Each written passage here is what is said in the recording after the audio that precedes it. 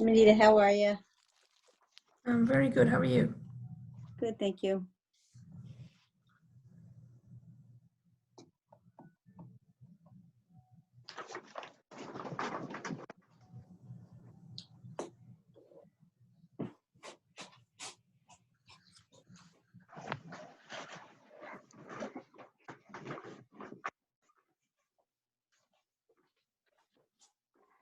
I've started the recording.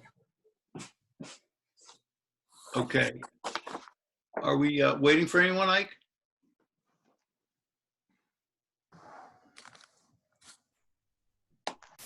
Sorry, there's a squirrel going by, so the dog's going a little bit crazy. But I believe we're waiting for Jen Ogrodowski.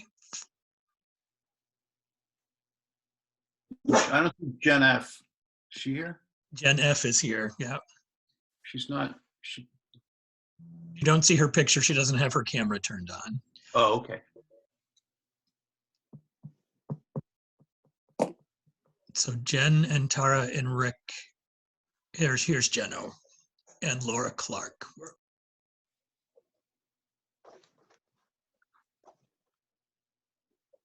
And is Eric Okay, here?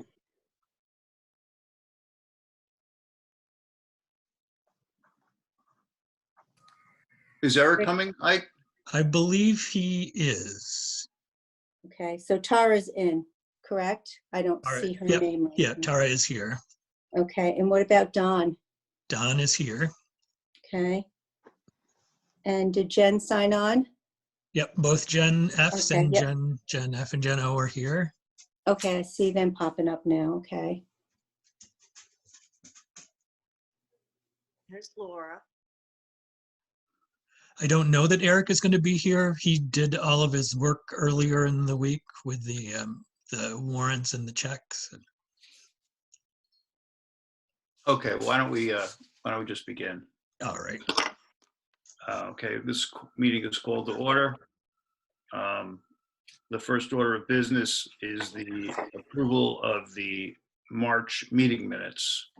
There are 3 sets.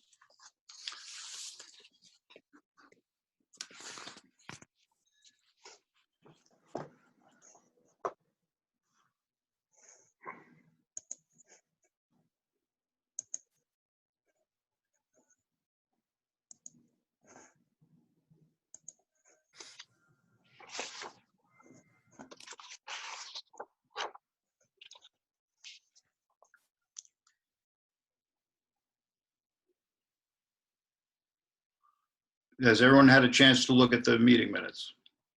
Yes. Yes. My only correction is in the March 9th ones, my last name needs another N. Oh, okay. No big deal, but for future. The common Lindner problem. It is the Lindner problem, right? Everybody knows about that problem.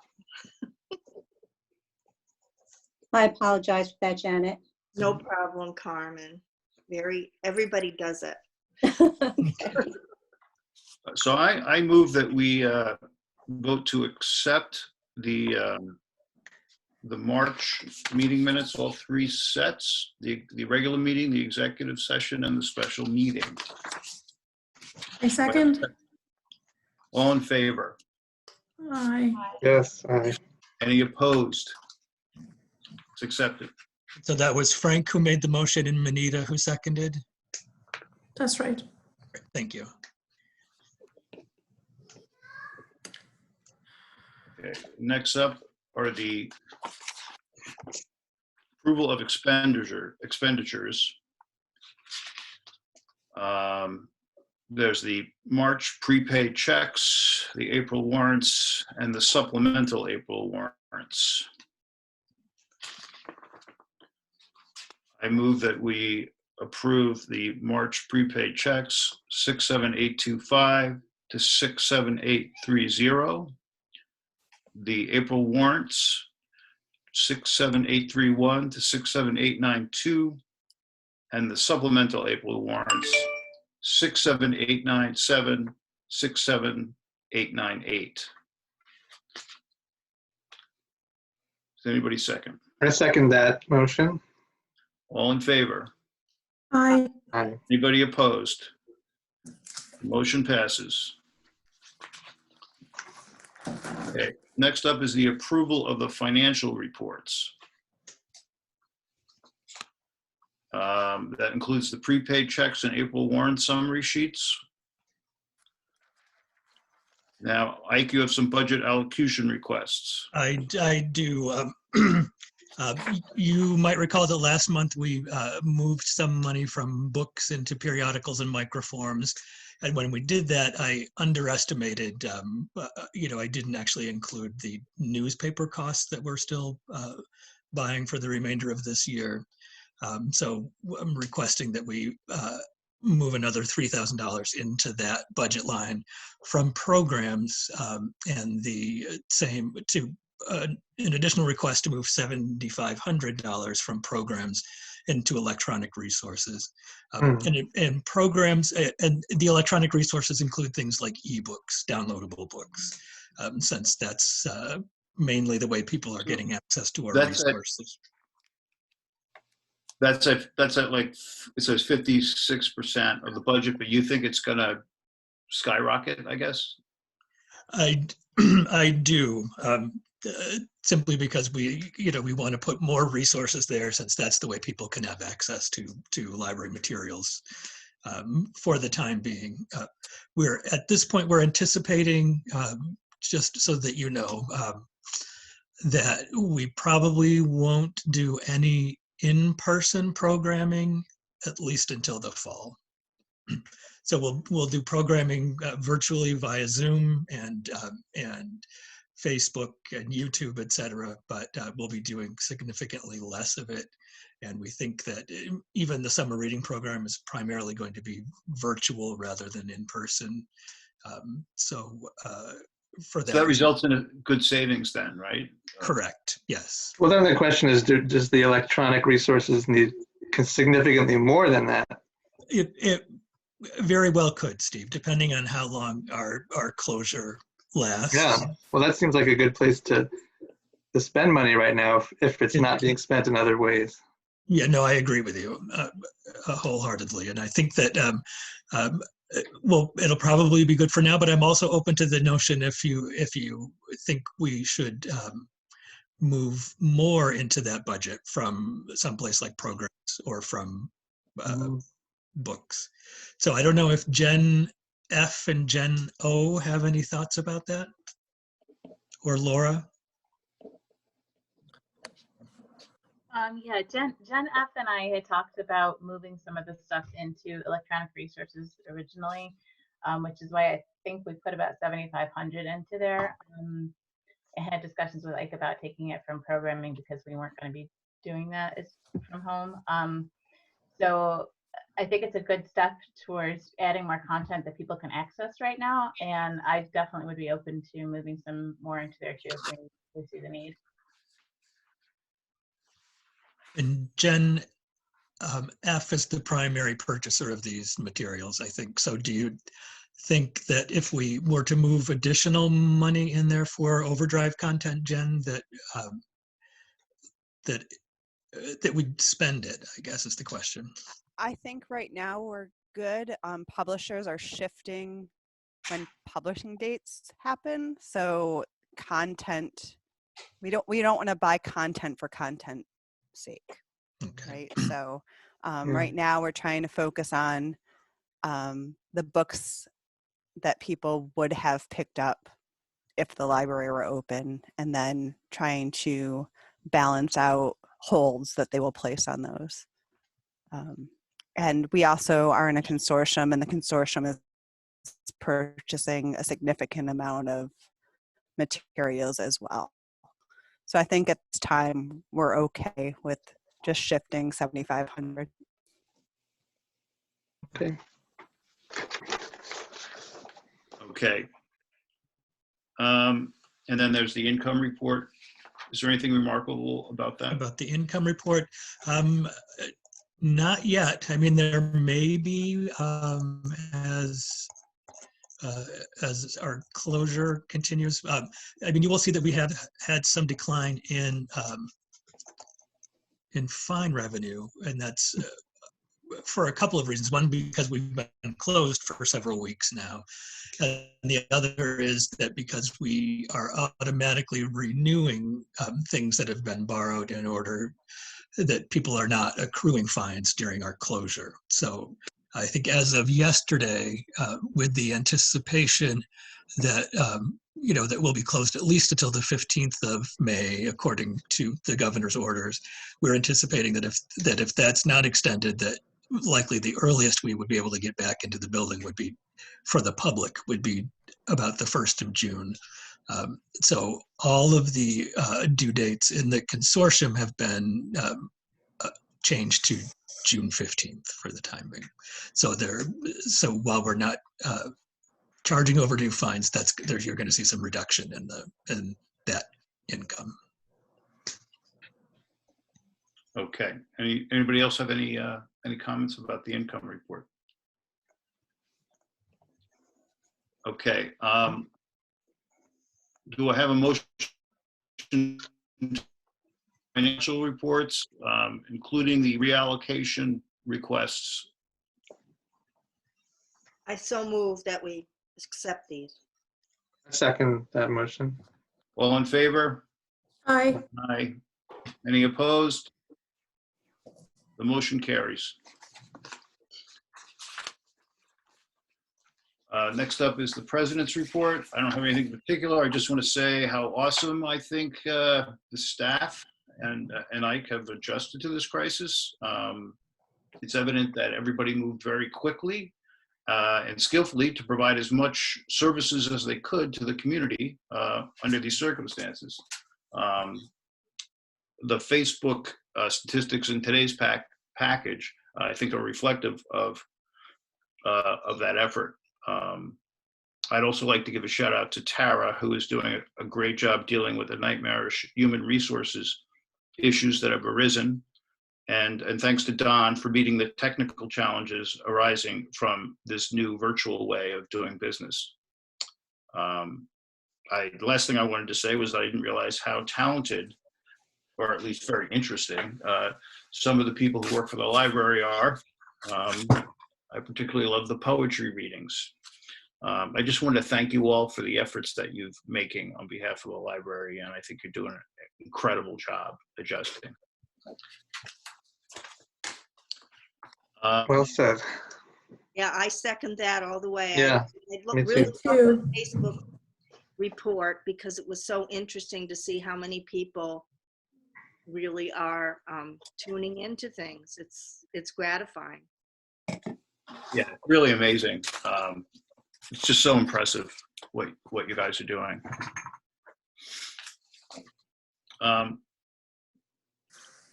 We don't have public comment, Ike. Do we have the means to get public comment in this format? Not in this format. What we've instructed people to do, and if your email boxes are not full, that must mean that there are no comments. So we've instructed people to go to the board page on our website where this is also streaming, and to email their questions or comments. Okay. So there is some mechanism in place. There is, yes. Is there any correspondence and communication? There is not, and except as it relates to the boiler project, et cetera, so, which will come up later on. Okay. Then I guess we're up to the director's report. Here and see. I don't know if you had a chance to read my written report, and if there were any questions on anything there. Let me see. But I wanted to echo what you said, Frank. I mean, about the talent and the courage, really, to learn new things among the staff. And in addition to the people that you mentioned, all of the librarians who are doing the programming, and Gina Michelin is doing she's editing all of those videos that are going up on the Facebook page. So she's doing pretty phenomenal work. Thank you, Gina. Now too, so. That's great.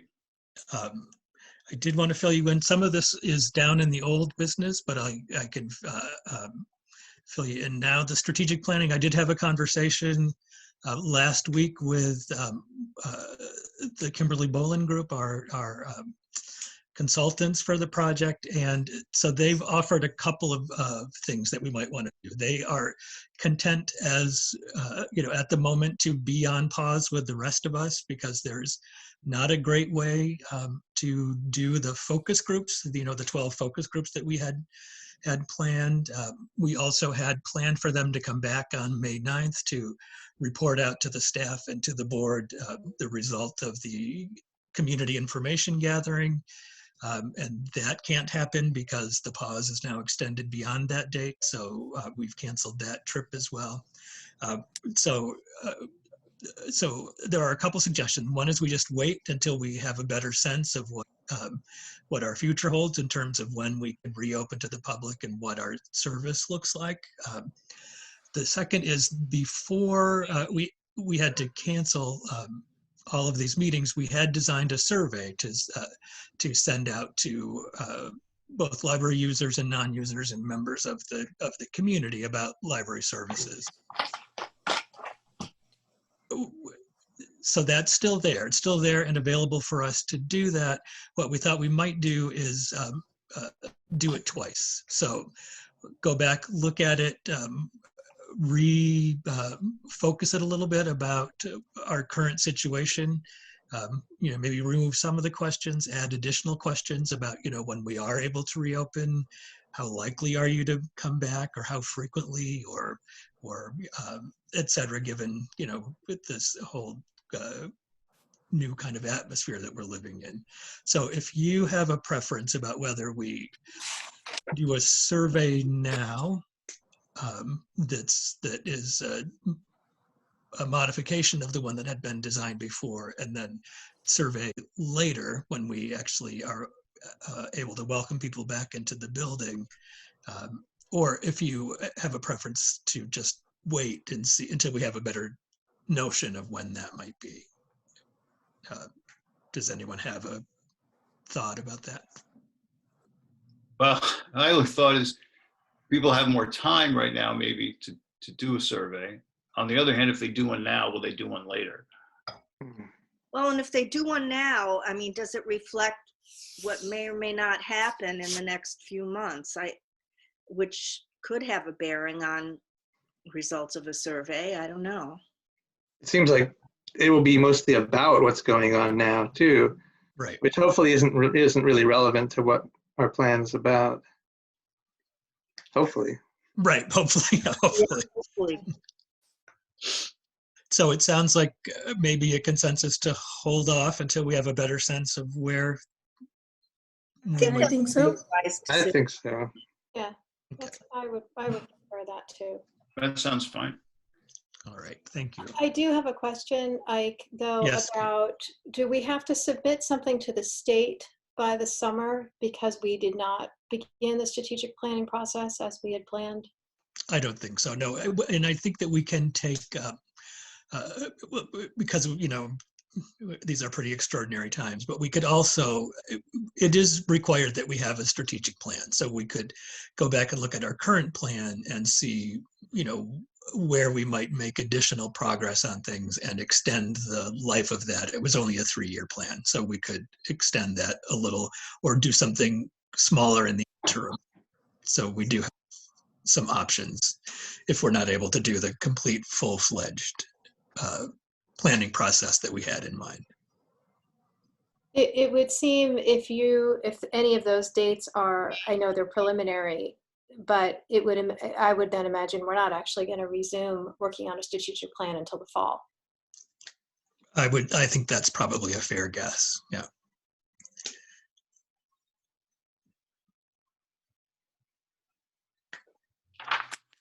And so what I might suggest is that we go back and look at our current plan and see what parts of it we might want to extend and have an abbreviated plan to cover that gap period. Okay. Will some of that be sort of related to the startup committee that you're putting together, which I think is fantastic that that's happening. because they're related to each other. I mean, how we're going to start up and what we're going to do and how it relates to an overall plan. Yeah, you make a very good point, Janet.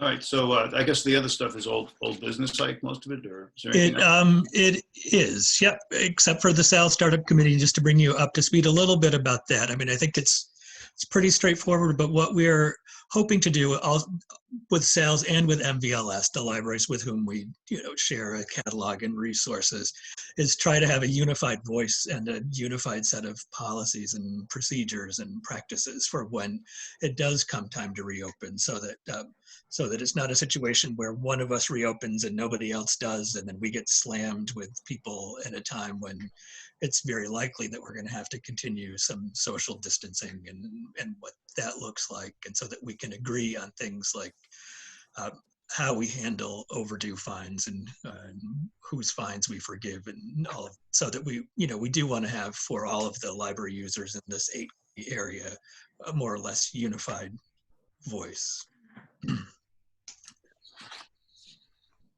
And then with our own startup committee, which doesn't exist yet, but looking at things about how do we maintain the health and safety of our staff and our users, and does that mean that we start up slowly with a limited schedule, or with curbside pickup, or with the touchless delivery, and how do we refigure our workspaces so that we are keeping a safe distance from each other, and how do we work with schedules so that do we do something different where we schedule half of the staff at a time rather than everybody at once, and I mean, there's a lot of stuff to And how do you enforce that with patrons? That's Yeah, and so we may have to do things like, right now we have 2 ways into the building, and so maybe we make one a way in and one a way out, so that we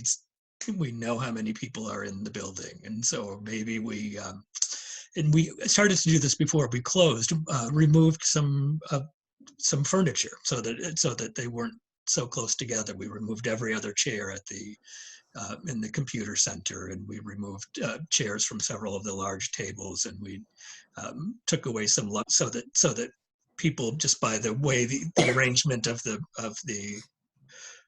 furniture, there was social distancing kind of built in. And so, but there are a lot of things to consider, and so we're going to try to get as many people involved in that as possible. going to be a challenge. Yeah, keeping everybody safe is going to be a real challenge. It is. All righty, so then, oops.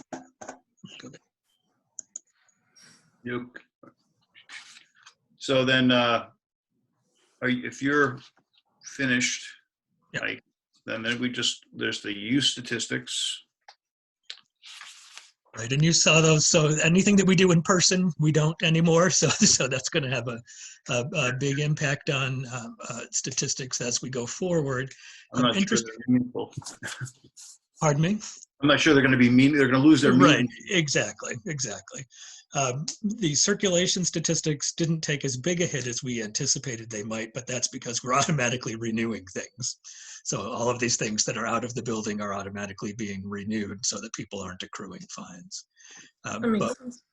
But what is meaningful, I think, as you mentioned, Frank, is that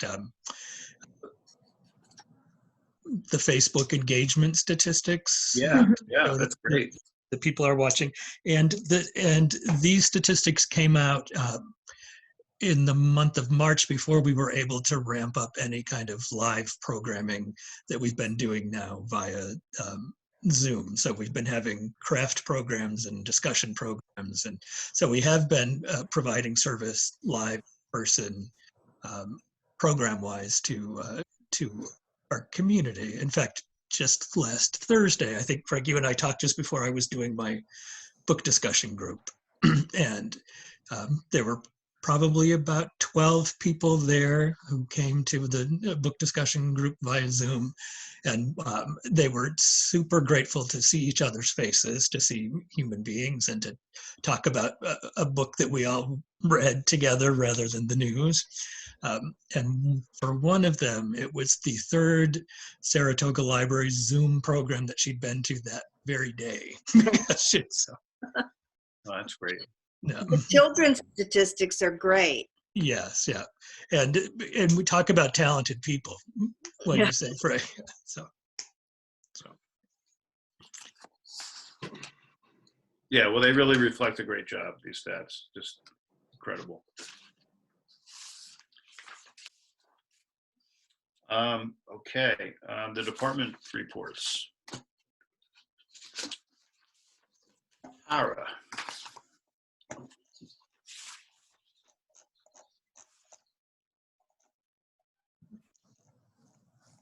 I don't know.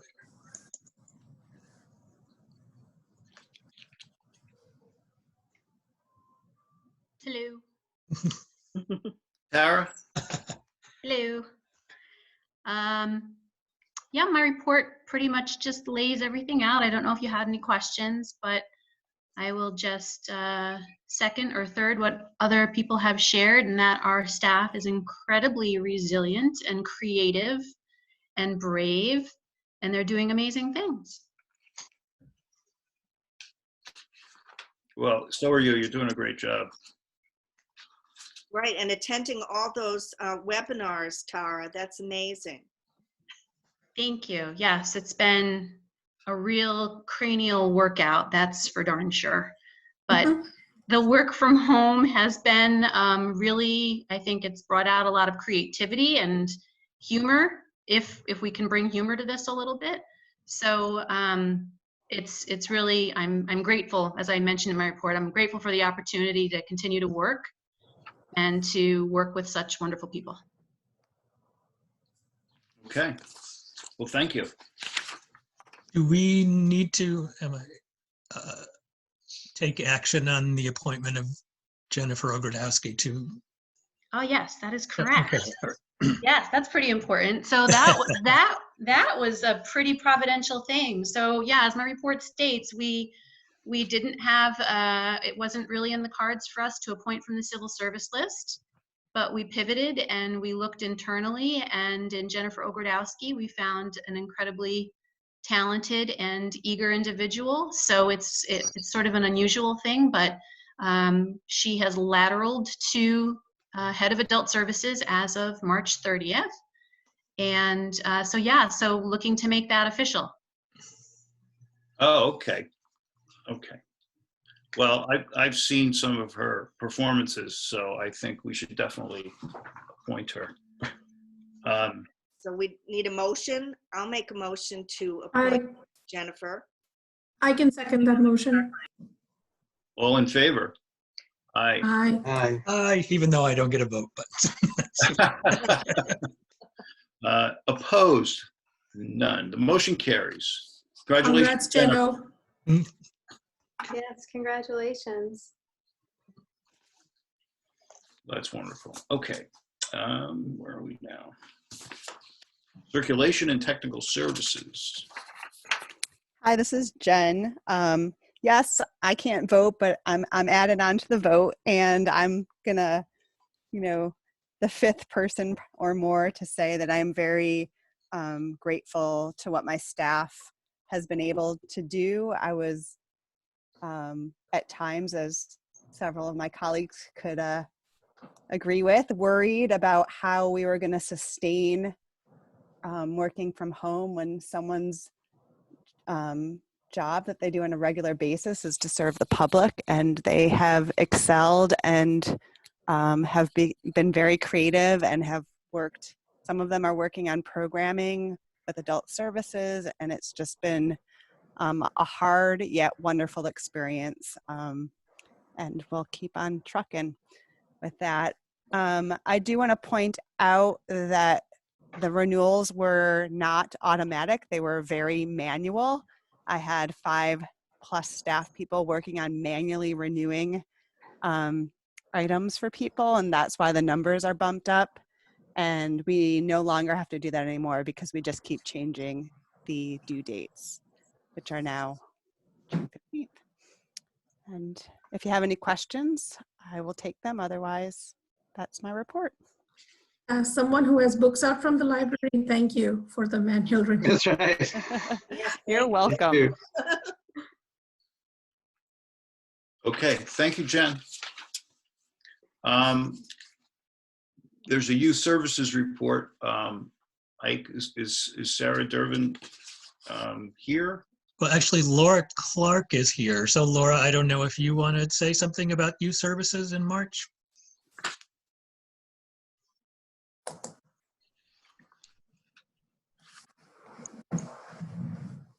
Oh, you're muted, Laura. Unmute Here. yourself, Laura. Okay. Okay. I just did it. Don't touch the button. I just did it. Okay. All right. Okay, yeah, I had a really tough time doing my section of the report because it seemed like I didn't do anything really. We stopped abruptly, and a lot of our programs were just gone. And actually, the dog programs, the Pause for Reading Dogs, had stopped earlier because the licensing did not. The different agencies that license the dogs did not want to deal with the COVID, so they told them to stay home earlier than that. And the videos didn't really kick in until later on, so it looks like we didn't do that much, but we really did. So, anything else, Laura? I don't think so. I think we're good. I'm just really pleased with, how everybody has stepped in and done so many programs. And Jen Ogrodowski contributed her musical talents, even though she's not technically a member of this department anymore. That was really welcome because none of us are going to play the guitar. Jeno, did you want to add anything to the youth services report?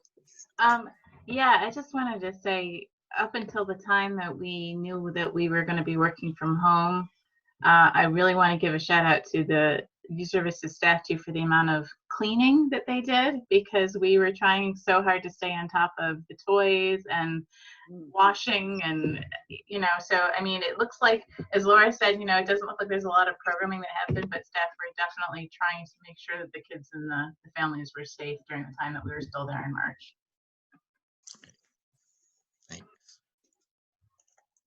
Jen, would you like to say anything about the adult services report? Sure. It's been an interesting transition because of the timing of everything. And you have the report in front of you. I did the best I could with what I could find from before. And I think, again, because we had such an abridged month in terms of services.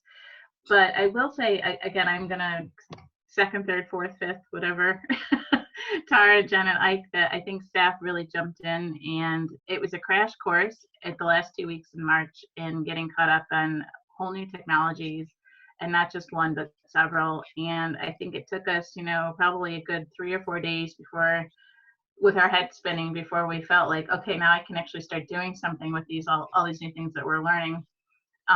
And staff in both departments have really picked up the ball and run with it. And there's been a tremendous amount of creativity, and I think also sharing of oneself, because this is all new to all of us, and doing programming from home and, having the public in our space too, and seeing what we're like has been less comfortable for some than others.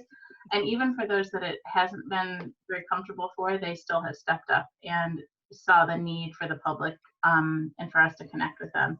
And so I just want to shout out to that too, because it's really been a tremendous effort and in a very short amount of time. Well, thank you, Jen. Congratulations again. Thank you. There are no special committee reports, and we are up to old business.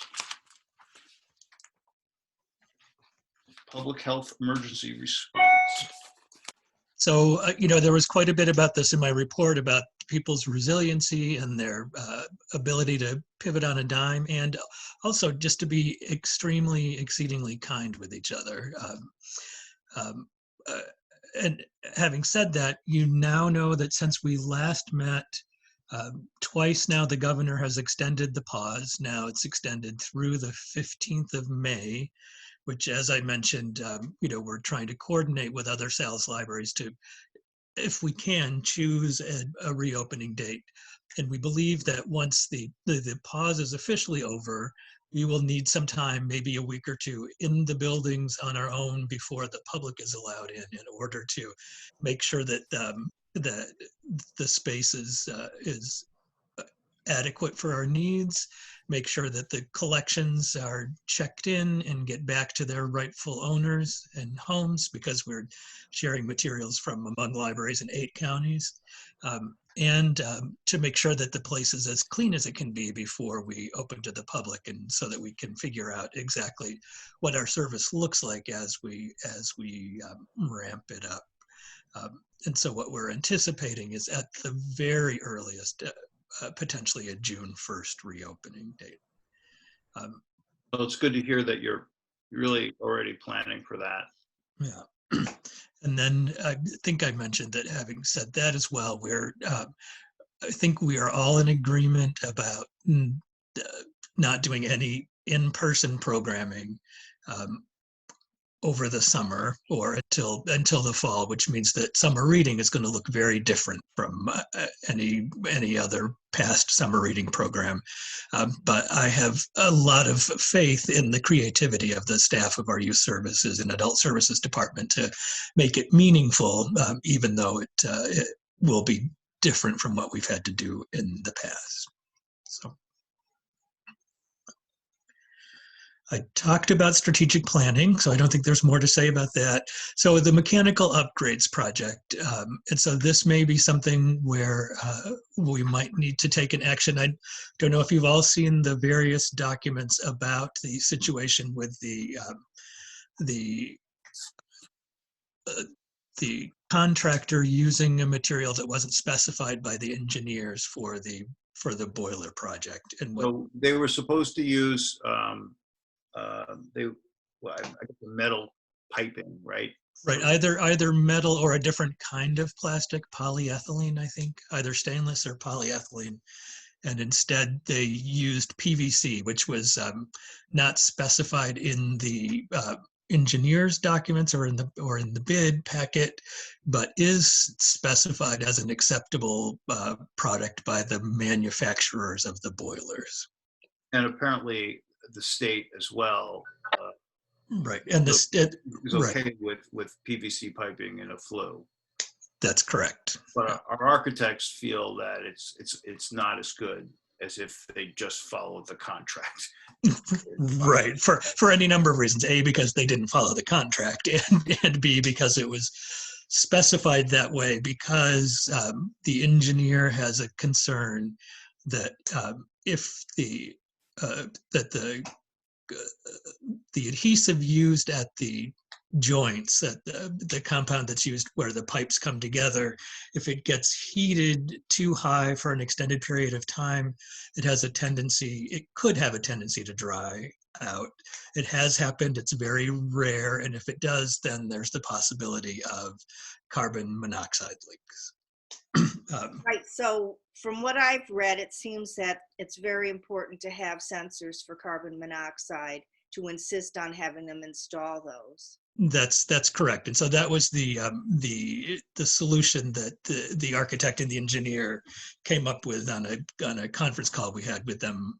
I had with them recently about what the solution might be, and according to the engineer, this problem with the PVC piping could happen. It has happened, but it's exceedingly rare that it does.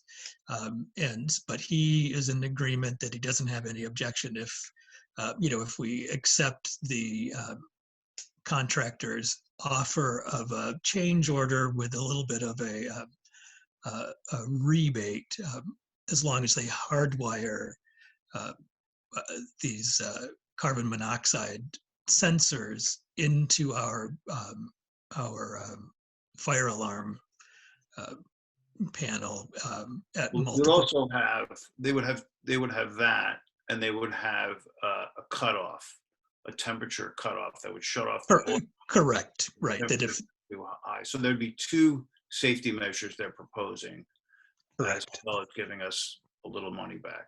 The other choice is to force them to specifically perform the terms of the contract. But it's kind of unlikely that they could do that work now, because it's probably not an essential project. So it seems like the engineer isn't thrilled, but based upon what the state's saying, and what the manufacturer said, that he feels that he's okay with it. I spoke to him, David Layton. oh, you did, good. Yeah, he told me that actually there's thousands and thousands of these all over the country with the PVC as the flue, in the flues, and that he while it's not what he prefers, he thinks that it's a workable solution. That's what I got from him. So I kind of think it's acceptable as long as there is these two sensors. The pipe really just has to last as long as the boiler, which is probably going to be 20 years, 25 years. So I don't know if anybody else had thoughts. Janet, what did you think? I agree with you, and I just wonder if there's maintenance that Rick and the others will have to undertake to make sure the sensors are working, and that would be. Yes, that would definitely be something that they would have to monitor. Yeah. The sensors working. Is Rick here? He is. Yes. So you're aware, we already have installed a number of carbon monoxide sensors when those boilers were put in, just to make sure our staff were safe. So right now, there's one in the boiler room. There's one both outside of tech services, and one inside of tech services, because that's where the first main joint is as it goes up the flue. Reading the engineer's report, the cutoff does sound like it's definitely necessary. As you know, carbon monoxide is a, odorless gas, and it always goes to the lowest point. So the reality is that the piece that you would definitely need would maybe be either right in at the floor level in that chase at tech services, or in the chase in the boiler room where it comes down and through the floor. How many turning joints are there? I believe that there's actually 5 joints in that pipe going up the flue, based upon what I saw. And, overall, it is highly unlikely that, based over time that would happen.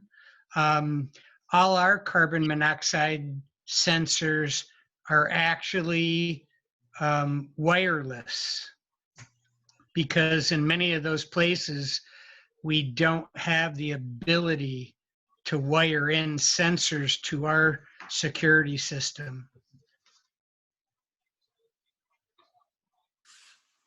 They don't run on a battery or anything? No, they run on batteries. And that would be one of the challenges. If you were to have it inside the flue, you'd have to cut in an access door somewhere in order to be able to service that sensor, which all our units get serviced every year. In fact, just before we closed, we did our whole testing protocol for the fire protection, security, safety. So we know that all the fire protection system is completely functional. We had to do a few minor repairs due to some electrical issues. And one is still outstanding on a fire door. Other than that, we're in good shape. So monitoring these new sensors wouldn't be a problem. Well, the key is he's saying wired in. So I don't know and how they're going to do that to get back to the main node on that floor, which is way away from the tech services department. I'd have to actually specifically ask Mahoney Alarms in reference to that portion. But wireless is not an issue. So do you need to have that conversation with them, or I mean? I think the first conversation's with the engineer because he's directing hardwire. So are you sure it's going to work then at this point that we could? I believe that it could. You know, the safety cutoff for temperature, that is the issue at where in that joint system or pipe length does the engineer want that sensor? You know, is it at the second floor? Is it at the first floor?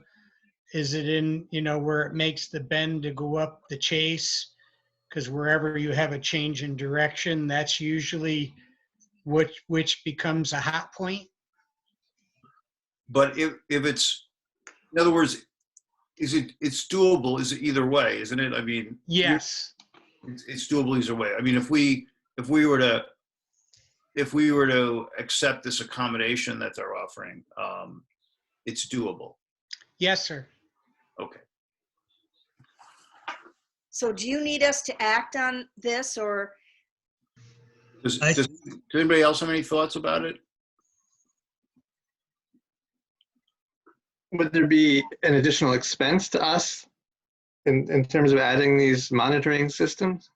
No, they'd have to pay for that. They're proposing paying for that on top of this, essentially. Yeah, the $5,100. Credit. Yeah. So that would be independent of the credit. They would pay for.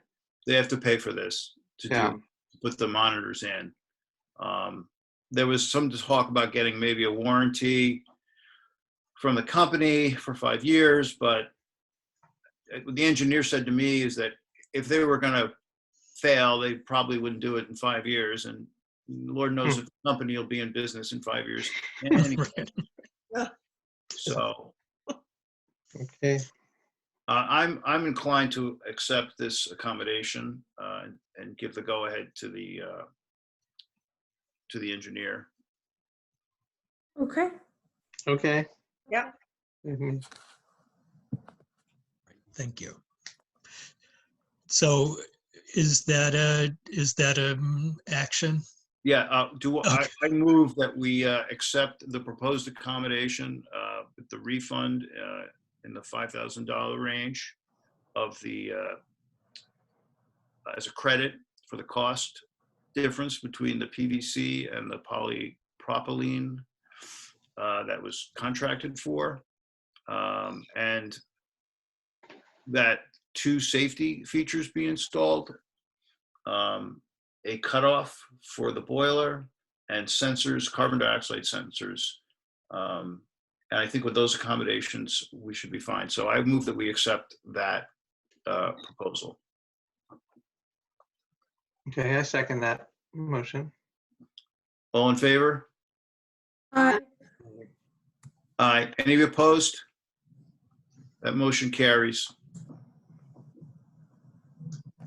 Okay, Ike. All right, so next on the agenda is the budget vote and trustee election. As you know, that was supposed to be this week, Thursday, but the governor in one of his executive orders said all library votes are canceled or postponed until at least June 3rd. And what I'm wondering at this point is if we want to actually, if in case we are able to get back into the building, by law, we have until the 30th of June to have a vote. If we want to actually get a date on the calendar to reschedule. And I was thinking perhaps the 25th of June. Because our tradition is, not that it has to follow this pattern, is to have the budget vote and trustee election on the Thursday of National Library Week every year. And the 25th is one of our last opportunities, and it's the final Thursday of June. That sounds good to me. That sounds fine to me too. Me too. Yeah. Okay. Do we need a motion for that, Ike? Do you want? I think it's probably a good idea to have one. Okay. I move that the currently scheduled for what? This week, right? Yep, this Thursday, the 23rd. The budget vote and trustee election now scheduled for April 23rd be rescheduled to be held on June 25th, 2020. All in favor? I mean, do I have a second? Second. All in favor? Aye. Aye. Aye. Well, any opposed? Motion carries. All right, Saratoga Book Festival. So the book festival, just as by way of information, like everything else, is canceled. So the festival that had been scheduled for June 5th and 6th, canceled. Excuse me, Frank. Yes, Carmen? If my system bleeped out when you were voting on that last issue, you approved it. Was that Manita who seconded it for the 25th of June? I think Katie and I both seconded it. Any of us will be fine. I'm sorry. Medina, you keep coming in and out. I apologize. It was Oh, Katie I'm and sorry about that. It's okay. Katie and Manita simultaneously seconded that. So. Okay, so Katie and Anita. Okay, thank you. I just wanted to clarify that. Thanks, Carmen. Mhm. And then we have the proposed updates to the bylaws of the Board of Trustees. This is the carryover. It is, yeah. And I'm sorry I don't have the documentation with me. I have it with me. There were three proposed changes that were approved. The proposed changes to the bylaws that were approved at the last meeting, and of course we'd have to approve them again for them to be active. The first was had to do with the term limit for the office of the president. That no individual shall hold the office of the president for more than 3 consecutive terms. The second alteration was under the duties of trustees. In addition to appointing a competent and qualified library director, the trustees would conduct an annual evaluation of the library director.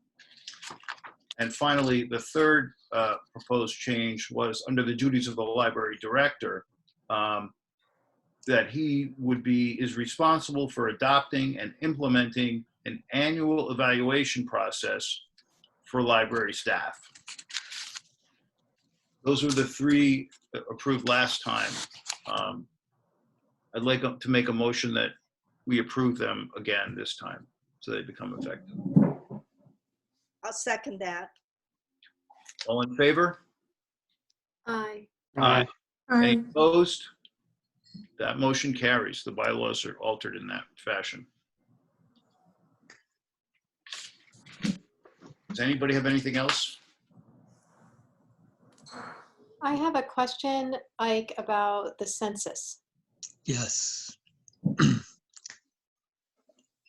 Is there anything, what's happening with that in terms of you and neighboring libraries? So we had been planning on having several events around the census to encourage people to participate, and we did set aside several stations in our computer for people to dedicate to the census. And of course, none of that is able to happen at the moment. We are promoting it through our social media channels as much as we can. Okay. And I think with that, we are adjourned. Thanks again, Ike. Thank you. You in space. Bye. Thank you. Okay. Bye. Bye. Bye.